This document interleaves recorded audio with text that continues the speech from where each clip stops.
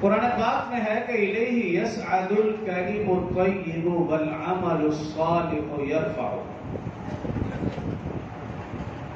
اللہ رب العزت نے ارشاد فرمایا کہ لوگوں کے اعمال اللہ کے ہاں پیش ہوتے ہیں.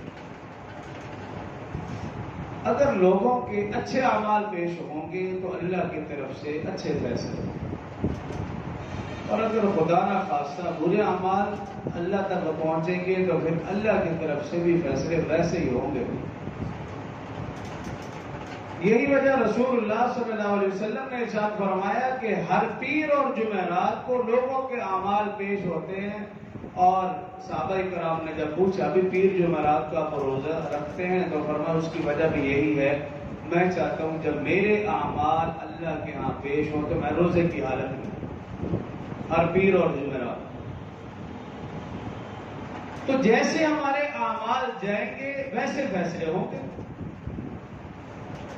تو اس لیے کسی بھی زمانے کو، مہینے کو، دن کو، علاقے کو، ملک کو، حکمرانوں کو برا بھلا نہ کہا جائے، اپنے آپ کو ہی اچھا یا برا کہا جائے.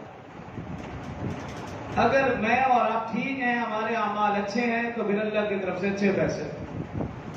اگر میرے اور آپ کے اعمال اچھے نہیں تو پھر حکمران بھی اللہ ہمیں ویسے ہی دیں گے جیسے ہمارے اعمال ہیں. سارے کے سارے فیصلے اعمال کے اوپر. اس لیے کسی بھی چیز کو برا اور منحوس سمجھنا اس کی اصلاح میں بالکل بھی گنجائش نہیں. اور خاص طور پر سفر کا مہینہ، گزشتہ جمعے میں نے چند احادیث آپ کے سامنے رکھی تھی کہ ان احادیث اور ان روایات کے اندر رسول اللہ صلی اللہ علیہ وسلم نے اس مہینے کا نام لے کر فرمایا لا سفر ولا غم، کہ سفر کے مہینے میں کوئی نحوست نہیں ہے اور کوئی بھی بیماری متعدی بھی نہیں ہے. دو چیزیں فرمایا، بخاری، مسلم، ترمذی، بے شمار احادیث اور روایات کے اندر موجود ہے. تو اس لیے یہ بات ذہن میں ڈال لی جائے، اس مہینے کو منحوس سمجھنے والے وہ رسول اللہ صلی اللہ علیہ وسلم کے فرامین کو پڑھ لیں. جب پڑھ لیا، سمجھ لیا تو پھر اس مہینے کے متعلق عقیدہ صحیح ہو.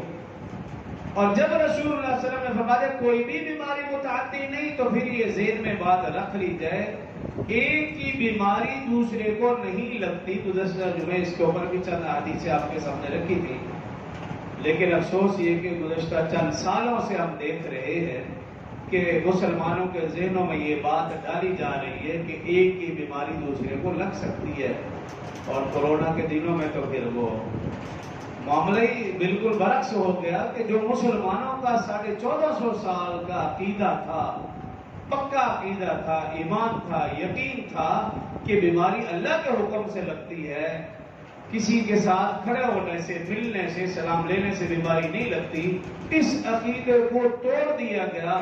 اور خاص طور پر مسجد میں اور نماز کی حالت میں بھی ہمارا یہ یقین کمزور کر دیا ہے بھی الگ الگ کھڑے ہو. اگر اللہ کے گھر میں بھی بیماری ایک دوسرے کے ساتھ کھڑے ہونے سے لگ سکتی ہے تو پھر اس سے کمزور عقیدہ اور کیا ہوگا انسان. اس لیے کفار و مشرکین کی یا آج کے لوگوں کی یہ سازشیں تو ہیں ان کا عقیدہ کمزور کیا جائے، اور وہ اپنی سازشوں میں کافی حد تک کامیاب بھی ہو رہے ہیں. لیکن رسول اللہ صلی اللہ علیہ وسلم کا فرمان ہمارے دل و دماغ میں ہو کہ کوئی بھی مرض متعدی نہیں ہے. ایک کی بیماری دوسرے کو نہیں لگتی، اگر لگے گی تو بھی اللہ کے حکم سے. اللہ کا حکم ہوگا بیماری لگے گی، اللہ کا حکم نہیں تو بیماری نہیں.